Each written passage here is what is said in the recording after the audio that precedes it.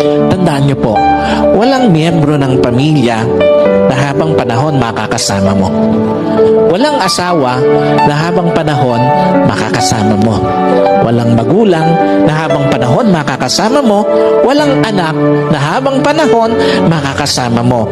And at the same time, wala din namang kapatid na habang panahon makakasama mo. Meron lang itinakdang panahon ang Diyos para makasama sila sa buhay mo. Meron lang itinakdang panahon ng Diyos para ma-enjoy mo yung mga panahon na makakasama sila. Bawat panahong kasama ang pamilya, pahiram ng Diyos. Bawat panahong kasama mo sila o bawat araw na kasama mo sila, kabawasan yon sa panahong makakasama mo sila. At bawat sandali na lilipas, palapit ng palapit yon sa pagtatapos ng pahiram na panahon sa iyo ng Diyos.